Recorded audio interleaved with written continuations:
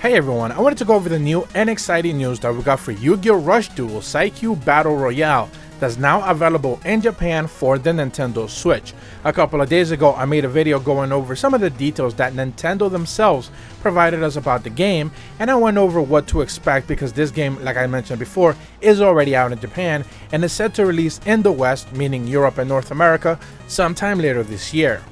What we did know about this game's release in Japan is that it was set to include 3 secret rares, be it the Pot of Greed, Dark Magician Girl, and another card which I don't necessarily know the name of.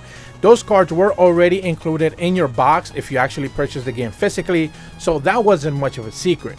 What did become a little bit of a controversy and a little bit of a surprise to players who were actually picking up the physical version of the game in some stores in Japan is that some amiibo card packs were starting to show up on Twitter and other places, as retailers essentially were promoting them to be included whenever you decided to pick up a physical copy of the game.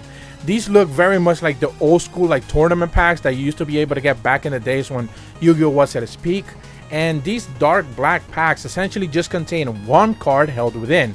And for a long time, not a lot of people actually knew what was supposed to be inside those cards because it wasn't promoted anywhere, much less to do what type of amiibo card would actually be included in there to begin with, because again, there was no promotion talking about anything amiibo related with the release of this game.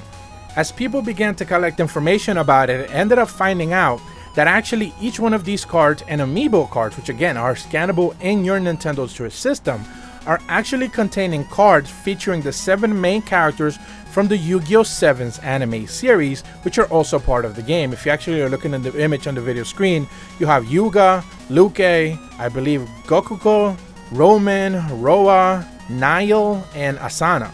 And because each one of these cards is scannable as a different and separate amiibo, you can actually go ahead and get in-game rewards within the game itself that'll contain duelist avatars, different card sleeve, deck cases, dual fields, and even voice acting lines and stuff like that for your character, which again, you only are going to be able to get if you scan any of these amiibo cards into the game itself. But like I mentioned before, players will only be able to get one of these cards if they even got to be able to pick one up if they purchase a physical copy of the game.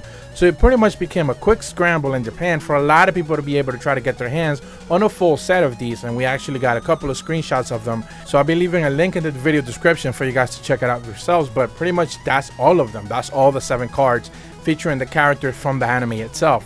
This is actually one of those things that usually later down the line people end up realizing just how crazy valuable these things are going to end up being, specifically because of the fact that they were not necessarily included with the game and only some retails ended up having them. This were not something that if you pre-order the game you're guaranteed to get, like the aforementioned Pot of Greed or even Dark Magician Girl.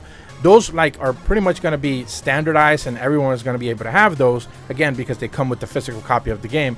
But these were just pretty much one per pack, and they were just pretty much randomly assorted, so you get whatever it is in that actual pack, which again, whenever they do this type of pre-orders type of things or random giveaways, it's always a grab bag. You just never know what you're going to get, and it's always a scramble to get a full set. But hopefully you guys enjoy this information. I know the game is pretty hype. I've been seeing a lot of positive conversations regarding it, specifically in the Japanese release. I know that a lot of people are still waiting for the Western release. Hopefully it should be later this year, and I'm definitely looking forward to see what it has to offer.